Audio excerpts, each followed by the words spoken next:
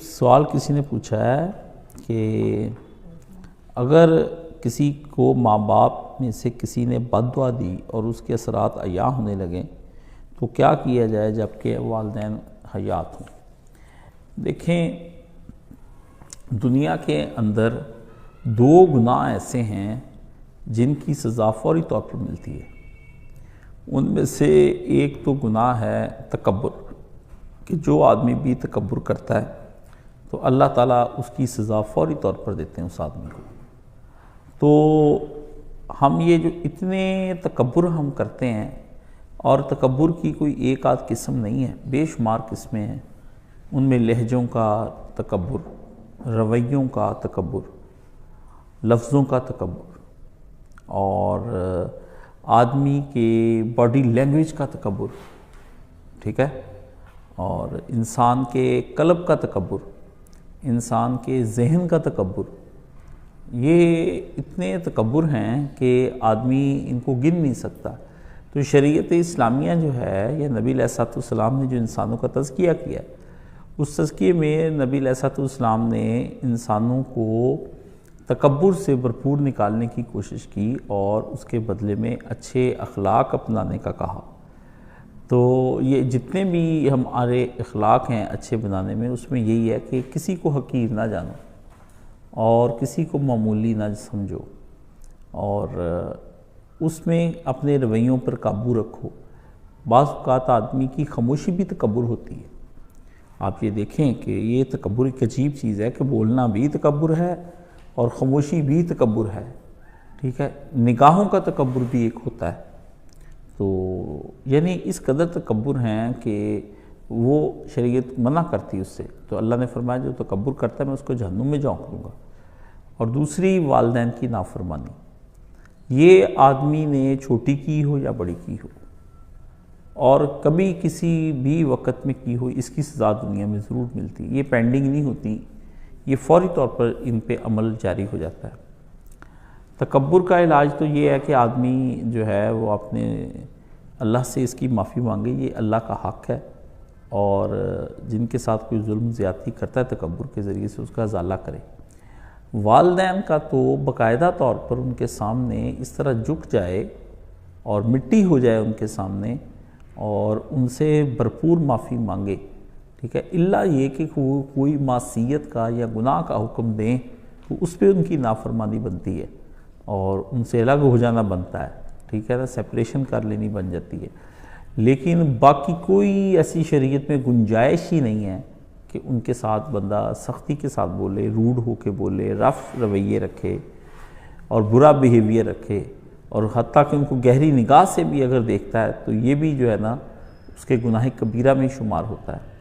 اس لیے والدین کے ساتھ نرمی کے ساتھ رہنا چاہیے، اور اگر جوانی کا جوش اور بعض اوقات جہالت اور بعض اوقات آدمی کا جو ہوتا ہے کہ اپنے آپ پہ اپنے علم، یہ ان سب کی بنا پر آدمی جو والدین سے تحقیر کا رویہ اگر اختیار کرے یا ان پہ برسے، تو اس کو چاہیے کہ وہ اپنے والدین سے معافی مانگے اور انہیں باقاعدہ کہہ کہ مجھے دل سے معاف کر دیں، اور آئندہ کے لیے ان کے سامنے جھک کر رہے۔ یہ بڑی سخت سزائیں ہوتی ہیں۔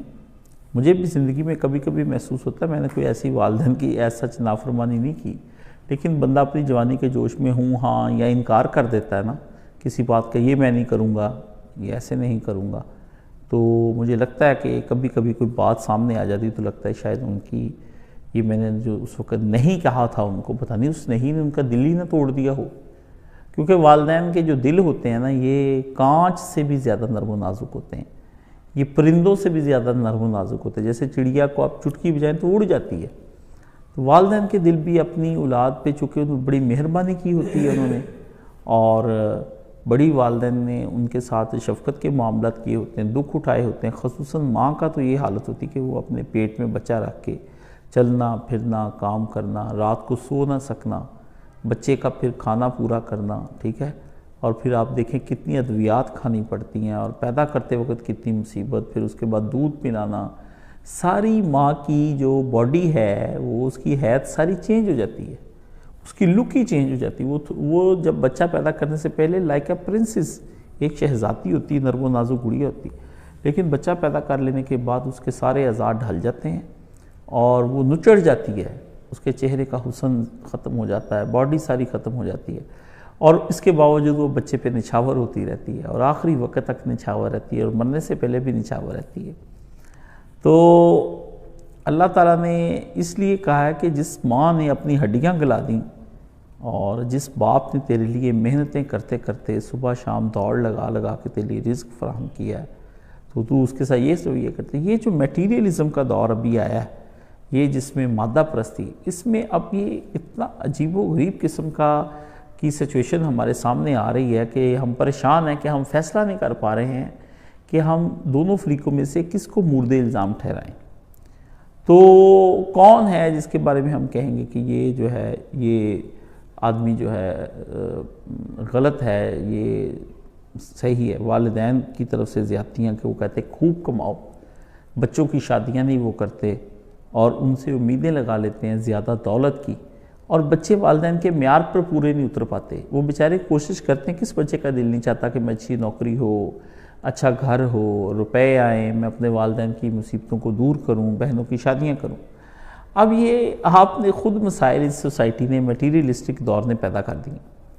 اس کے نتیجے میں بچوں سے جب نہیں یہ سارے کام ہو پاتے اور وہ بھی اپنے مطالبات آپ کے سامنے رکھتے ہیں،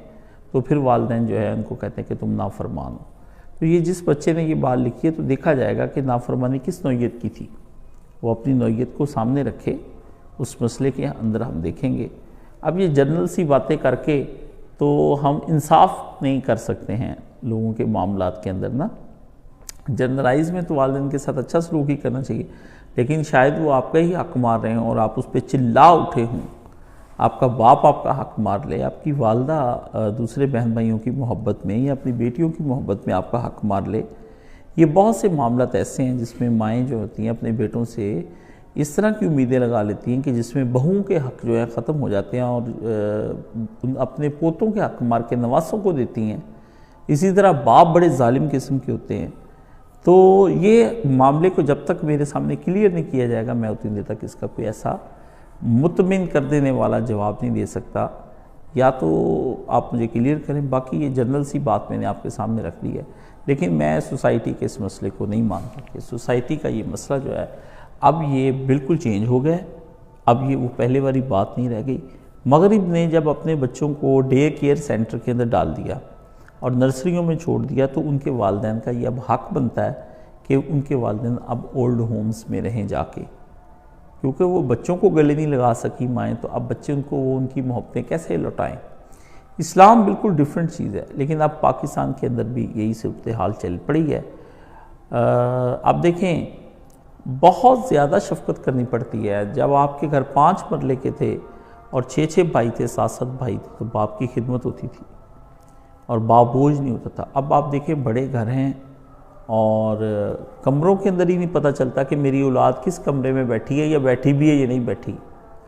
اور اولاد کو بھی نہیں پتہ چلتا کہ میرے والدین جو ہیں وہ کہاں پر ہیں، انہوں نے کوئی کھانا کھایا، ابھی انہیں کسی چیز کی ضرورت ہے۔ آپ کے گھر اتنی اونچی لمبی اونچی 4 5 سٹوریاں میں کہ باپ کی آواز بیٹے تک جا ہی نہیں سکتی مصیبت کے وقت میں، تو ماں کی نہیں جا سکتی ہے، اور بیٹا بھی اگر اوپر سے کہیں بیمار ہے یا دائیں بائیں تو اس کی باپ تک نہیں آ سکتی۔ یہ ہم نے کچھ ایسا بنا لیا ہے ماحول اپنا نا کہ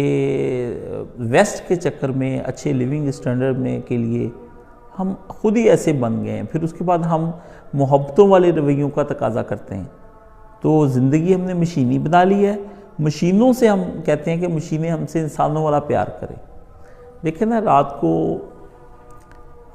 دیکھیں میری ہمارے ہاں یہ عادت تھی کہ اپنے بڑوں کو دبا کے سوتے تھے ہم، مطلب میں اپنے دادا جی کو اور میرے چچا اور میرا ایک کزن تھا، ہم اپنے دادا جی کو مطلب ویری ینگ، میں 26 27 سال کا تھا جب میرے دادا جی فوت ہوئے، تو ہم چھوٹی عمر سے اپنے دادا کو دباتے تھے، ٹھیک ہے، دادی کو دبا کے سوتے تھے، ان کے پاس گھنٹوں بیٹھے رہتے تھے، ان کی باتیں سنتے تھے، کیونکہ ہمیں ماں باپ سے زیادہ دادا دادی پیار دیتے تھے۔ ماں باپ تو ہوتے ہیں نا کہ وہ اپنے کاموں میں الجھے ہوتے ہیں، تو انہوں نے پھر پیار، ان کو اتنے لوگ سنبھالنے والے تھے۔ اب یہ صورتحال یہ ہوگی، کتنا بڑا گھر تھا، اس میں سب لوگ اکٹھے رہتے تھے، اور وہ سارے ایک دوسرے کے دکھ درد میں شریک تھے۔ اب وہی ہمارا گھر ہے، اس کے اندر ایک فیملی رہ رہی ہے اور باقی سارے کمرے جو ہیں کاٹ کھانے کو دوڑتے ہیں، وحشت ہوتی ہے ان کمروں سے گزرتے ہوئے، اور کیونکہ اس میں دکھ درد میں شریک تھے۔ آپ نے جب سے یہ نیا لیونگ سٹائل آپ نے بنا لیا ہے تو اس میں اب آپ مشینوں سے انسانوں والے جو جذبات ہیں ان کی توقع نہ رکھیں۔ جب کوئی رات کو آپ کے بیٹا ٹانگیں دباتا ہے تو ایک تعلق ہوتا ہے، مشین سے تو آپ کا کوئی تعلق نہیں بن سکتا۔ آپ کی امی نے کھانا بنایا تو ایک تعلق ہوتا ہے، آپ کی چچی نے آپ کو شربت بنا کے بھیجا تو ایک تعلق ہوتا ہے۔ تو تعلقات برباد کر کے مشینوں کی حکومت آپ لے آئیں تو احساس مروت کو کچل دیتے ہیں آلات، ٹھیک ہے نا؟ تو مشینوں کی جو حکومت ہے وہ دل کے لیے موت ہے، تو یہ اس وجہ سے